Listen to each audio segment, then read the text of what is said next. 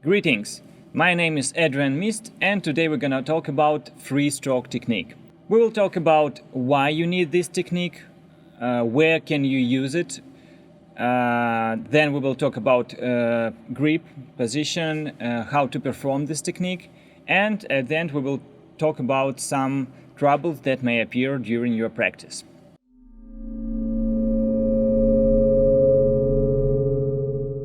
I use this technique a lot in my playing, and it's also the first technique that I show to my students when they come to me. Because it's a wrist motion, it gives you a lot of energy, but at the same time you can reach quite high speed using it. And it doesn't involve a lot of body movements, so it's easier to master it.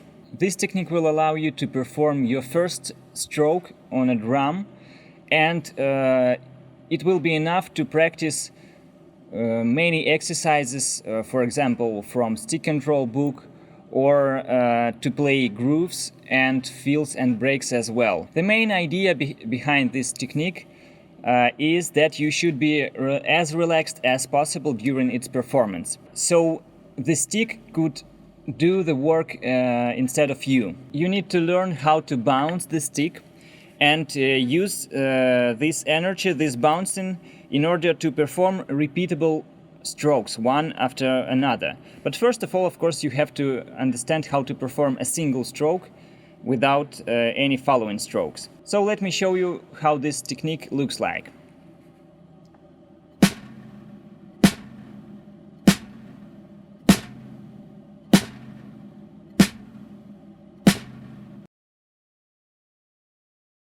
Let's start with the position. First of all, sit on a chair and relax your body. Relax your shoulders and let your hands look down and be as relaxed as possible.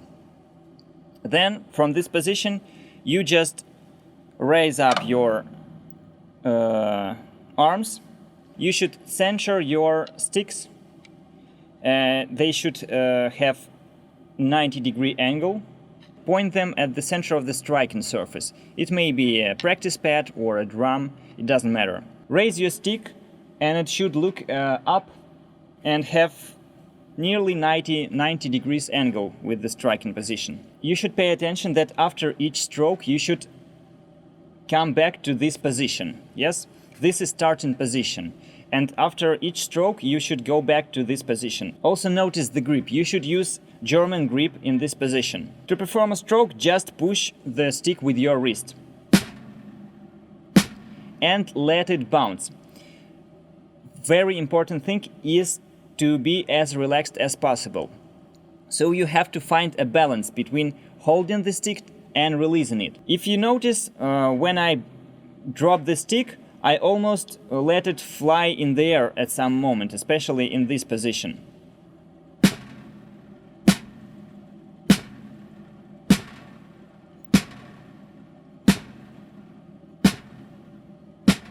In order to train this relaxation, we can divide this technique into two stages, like George Meyer showed in his Secret Weapons for the Modern Drummer. So the first stage will be dropping the stick and letting it bounce, but you shouldn't raise your hand in this case. You shouldn't raise your hand to the starting position.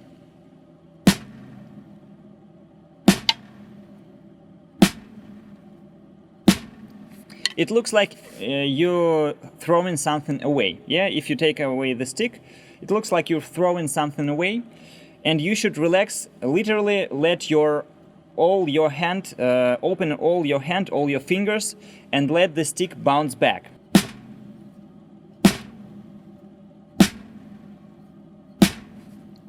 Do you see that I don't hold the stick with my index finger and a thumb? I let it bounce to this place between my fingers.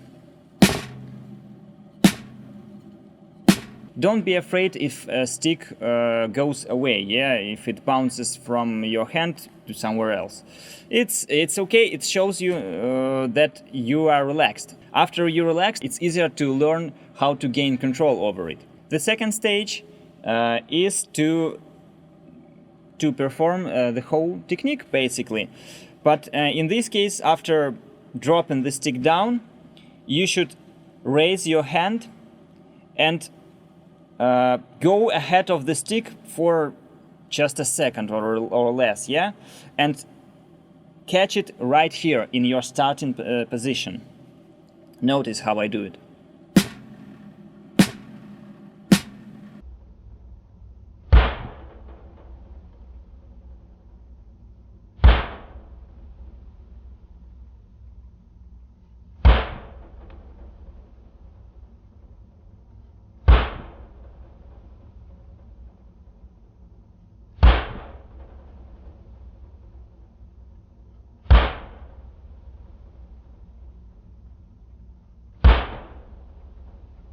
Notice that you shouldn't catch your stick in the lower position, because in this case it will be a controlled stroke. You should catch it right here in the starting position where you started. Now some important moments to remember. When you perform a stroke, you should use only your wrist. You shouldn't involve your arm in this movement. Notice my movement is isolated.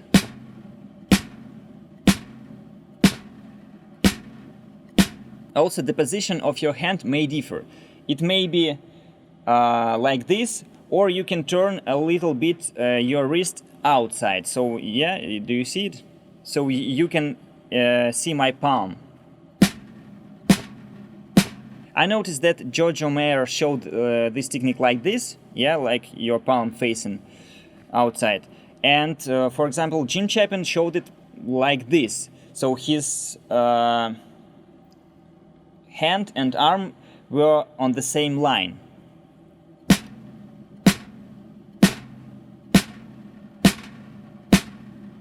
And in Giorgio Mayer position.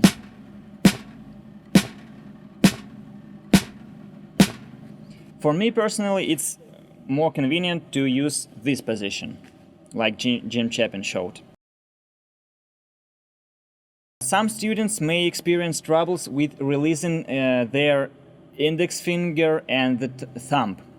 They try to hold the stick because they are afraid that it will fly away, and they try to control it. It will be better to hold your stick a little bit with these fingers, but not with this.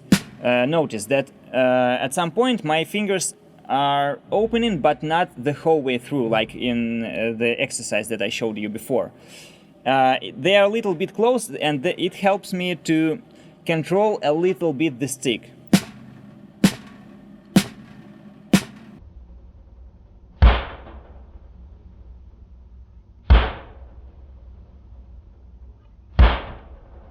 But I still feel really relaxed, and I feel how the stick almost goes out of my hand. To work on this problem, I can show you two exercises. First of all, you have to gain control over this point between your finger, index finger and the thumb. And you should pay attention that your thumb is looking at in the same direction as your drumstick, and the drumstick lays in this joint between first and the second finger bone. Put your stick into this position and try to swing your stick back and forth, like a I call it seesaw exercise. So if you see, I use my thumb as a holding point, as a stand for a stick, and I use my index finger as like I push the trigger. And I do the same in this position. Just practice this and try to relax this place, and also not to lose the stick, yes, completely. The second exercise is barrel exercise. It will help you to feel inside part of your palm better and to feel the space between your fingers and the stick. So basically what you do, you make a barrel out of your hand and you put stick inside it. And then you should try to roll it inside your hand, like this. So you should give space to your stick, but if you gave a lot too much space, then it would have dropped on the floor. Yeah, but you should find a sweet spot between those, and you should find a balance.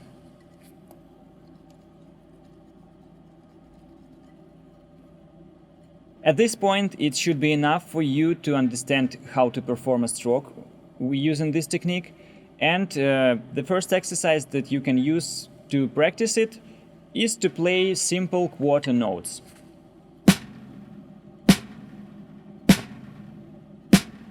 One by one in one hand, and then alternating strokes in each hand.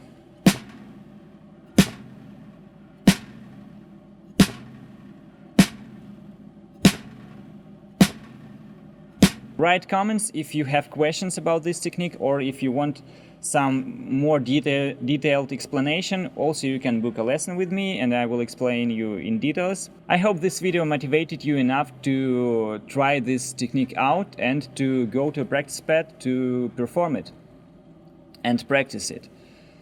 Thanks for watching. See you soon.